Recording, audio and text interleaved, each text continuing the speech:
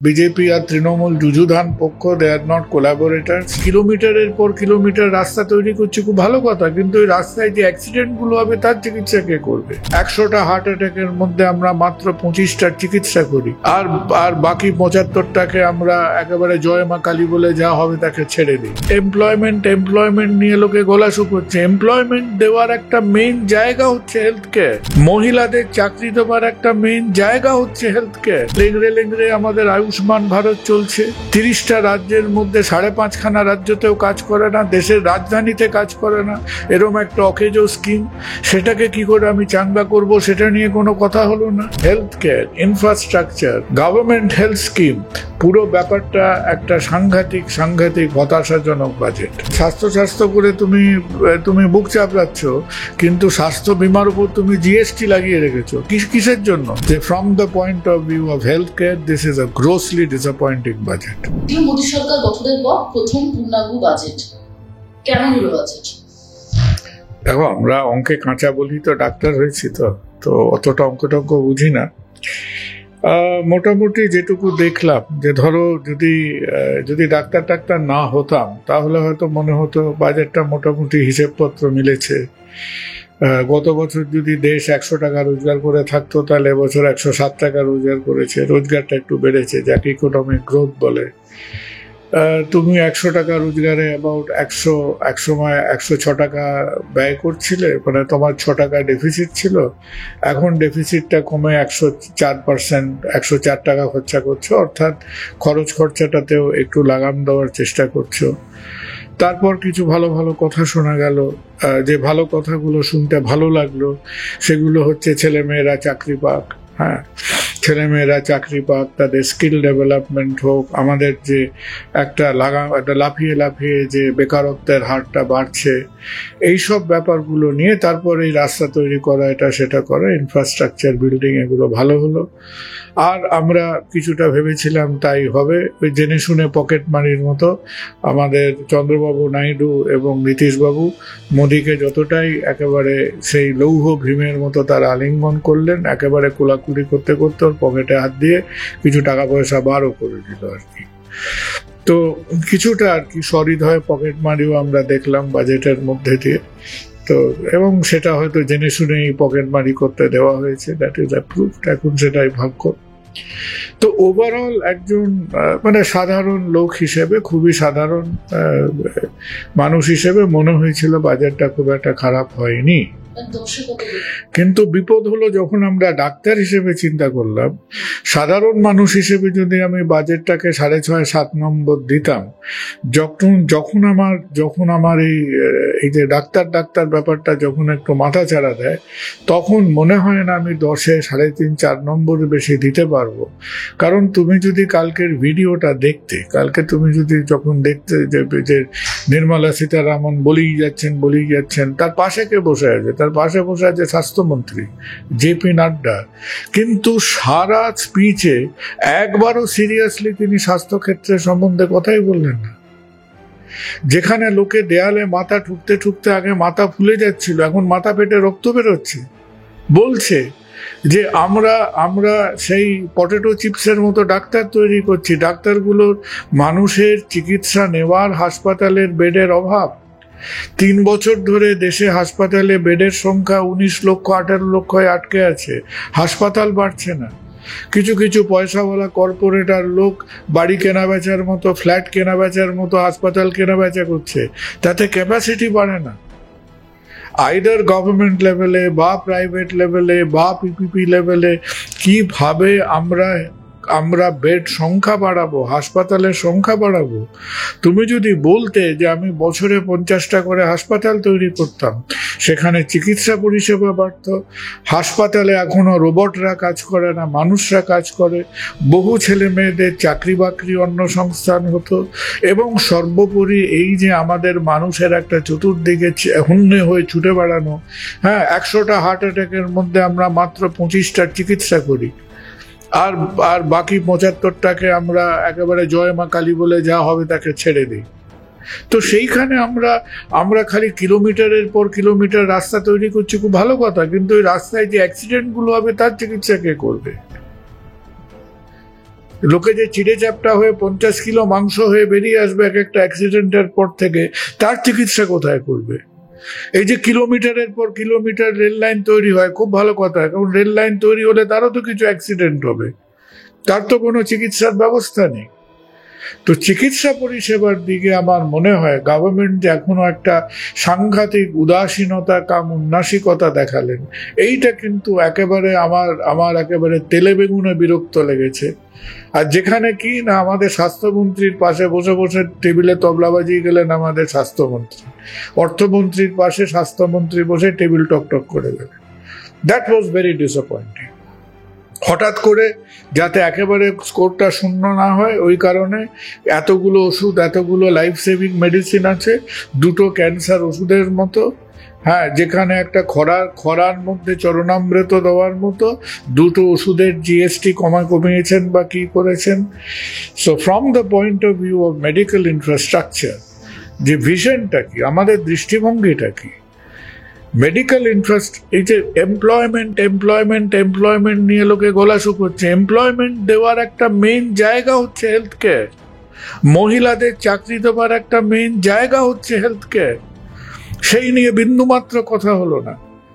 আর একটা ব্যাপার নিয়ে যেখানে ভীষণ আমার মনে হয়েছে যে যেন আমরা মানুষের সঙ্গে একটা প্রতারণা করছি, সেটা হচ্ছে ওই যে একটা ফুটো ফানুষের মতো আয়ুষ্মান ভারত ঘুরে বেড়াচ্ছে। আয়ুষ্মান ভারতকে আমরা আকাশে ভাসিয়ে দিয়েছি, তা দিয়ে কোনো কাজ হচ্ছে না, কোনো দিকেই কোনো কাজ হচ্ছে না। আমাদের রাজ্যে যেখানে ঝগড়াঝাটির সম্পর্ক, সেখানে তো একদমই কোনো কাজ হচ্ছে না। তো সেই আয়ুষ্মান ভারতে কত টাকা গেল? আয়ুষ্মান ভারত টাকার অভাবে কাজ করতে পারছে না, তার সলিউশনটা কি সেটা নিয়েও তো কোনো কথা শোনা গেল না। নাইদার হসপিটাল ইনফ্রাস্ট্রাকচার নিয়ে, এই যে লেংড়ে আমাদের আয়ুষ্মান ভারত চলছে, 30টা রাজ্যের মধ্যে 5.5খানা রাজ্যতেও কাজ করে না, দেশের রাজধানীতে কাজ করে না, এরম একটা অকেজো স্কিম, সেটাকে কি করে আমি চাঙ্গা করব সেটা নিয়ে কোনো কথা হলো না। সুতরাং ওভারঅল যদি তুমি একেবারে সেই কানে উড পেন্সিল নিয়ে বাজেটের অঙ্ক করো, মোটামুটি হয়তো মিলেছে, কিন্তু from the point of view of health care infrastructure, government health scheme, পুরো ব্যাপারটা একটা সাংঘাতিক হতাশাজনক বাজেট।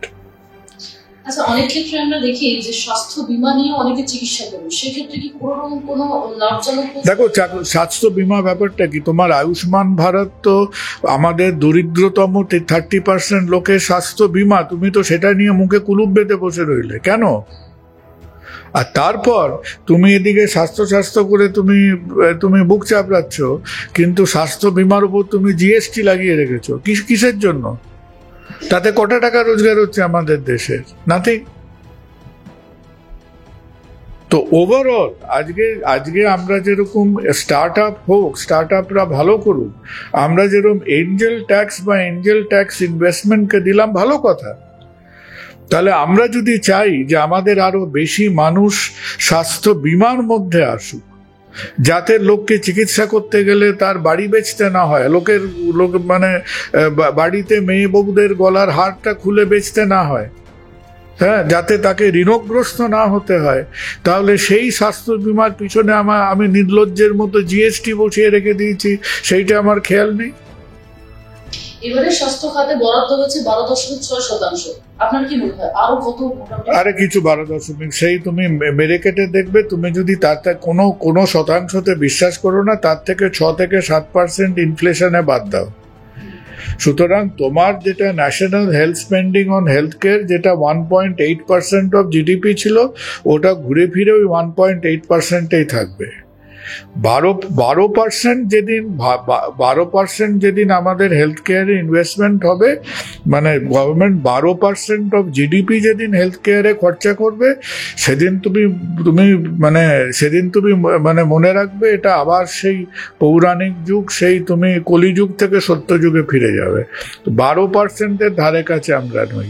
আমাদের দেশের overall spending on health care is 4%, তার মধ্যে গভর্নমেন্টাল স্পেন্ডিং কখনো 1.8, কখনো 2%-এ গিয়ে দাঁড়ায়। বাংলার মুখ্যমন্ত্রী গতকাল বলেছেন বাংলার বাজেট, এই বাজেট গরিবমুখী হয়নি, জনসাধারণের মুখী হয়নি, বাংলা বঞ্চিত বলেছেন তিনি। বিহার, অন্ধ্রপ্রদেশকে দেখো, রাজনৈতিক ব্যাপার স্যাপার গুলো বুঝি না, অত বুদ্ধিশুদ্ধি নেই। তারা রাজনৈতিক, এখন বিজেপি আর তৃণমূল যুযুধান পক্ষ, দে আর নট কোলাবোরেটার্স। সুতরাং সেখানে কিছু ক্রিটিসিজম হবেই। সেখানে কেউ নিশ্চয়ই আশা করেনি যে মমতা বন্দ্যোপাধ্যায় খুব সাংঘাতিক হাততালি দেবে বাজেটটা শুনে। তো স্বাস্থ্য নিয়ে কোনো কথা বললেন না? হ্যাঁ, স্বাস্থ্য নিয়ে কোনো কথা, স্বাস্থ্য ডিপার্টমেন্টই একবারে স্বাস্থ্যটা নিয়ে কথা আমি আশা করছিলাম উনি কথা বলবেন, কিন্তু আশা করি পরবর্তী নীতি আয়োগ ইত্যাদি আলাপ আলোচনায় আসবে।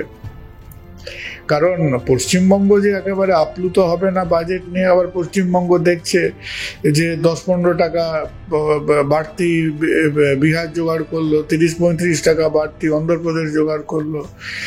আর যেখানে পশ্চিমবঙ্গের তো রুষ্ট হবার যথেষ্ট অপরচুনিটি আছে। তোমার ন্যাশনাল ইনভেস্টমেন্টের ও ইন্ডাস্ট্রিয়ালাইজেশনের 1% পশ্চিমবঙ্গে আসছে না।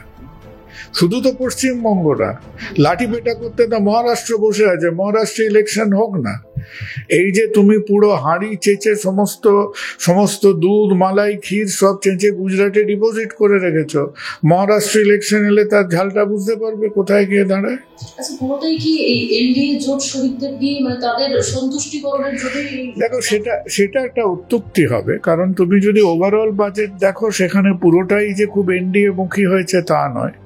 আর আরেকটা দিকে তোমার হয়তো নরেন্দ্র মোদী বা নির্মলা সীতারামনের দৃষ্টিভঙ্গিকে তারিফ করতে হবে, যে তারা একেবারে পুরো, অনেকে ভেবেছিল যে তারা স্কিমের পর স্কিম, সে বিনি পয়সায় দিলাম, বিনি পয়সায় তাই দিলাম, বিনি পয়সা সব দিলাম, মানে যেটাকে আমরা বলি ফ্রি বিজ বা নরেন্দ্র মোদী রেভরি না কি বলে, যে তাতে দেশটা ভরিয়ে দেবে। তাতে কিন্তু আমাদের ফাইন্যান্সিয়াল সেক্টরের যথেষ্ট অসুবিধা হতো।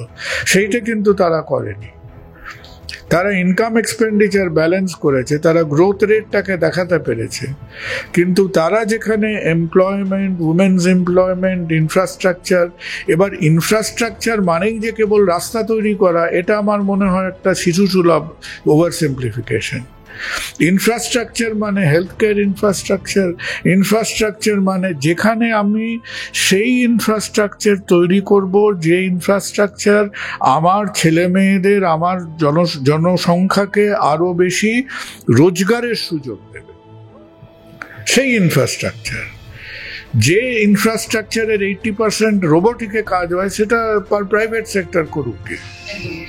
একদম শেষ প্রশ্নে যাব, যেখানে আমরা বাজেটে লক্ষ্য করা হয় যে গরিব মহিলা, পাশাপাশি কৃষক এবং তার পাশাপাশি তরুণের দিকে নজর থাকে। এই বাজেট কি সেই চারটে দিক নজর রাখা হলো? দেখো, আমার মনে হয় খানিকটা তারা করেছে, খানিকটা যে তা নয়। তারা কিন্তু ওই লোককে পাইয়ে দেওয়া স্কিমের থেকে অনেকটা পিছনে এসছে। কারণ পাইয়ে দেওয়া স্কিমের মধ্যে যদি ভারতবর্ষ এখন জাতিগতভাবে বা ন্যাশনাল স্তরে যদি ভারতবর্ষ নামতো, তাহলে কিন্তু ভরাডুবি হতো।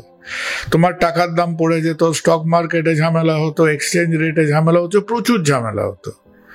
তো সেই ঝামেলার মধ্যে তারা যাননি। তুমি বলতেই পারো, যেমন এই যে রাজ্য সরকার লক্ষ্মীর ভাণ্ডার শুরু করে, এবার তুমি যদি জাতীয় স্তরে লক্ষ্মীর ভাণ্ডার শুরু করতে, ভারতবর্ষের একেবারে নাকমোলা কানমোলা খেয়ে বেরোতে হতো।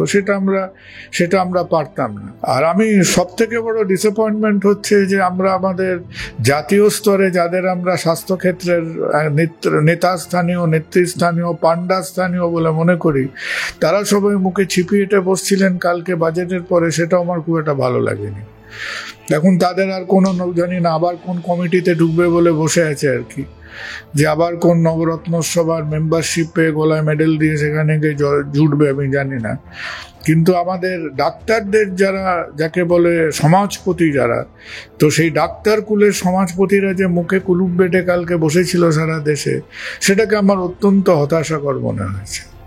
অন্তত সেইটা বলার মেরুদণ্ড আমাদের দরকার ছিল যে from the point of view of health care, this is a grossly disappointing budget.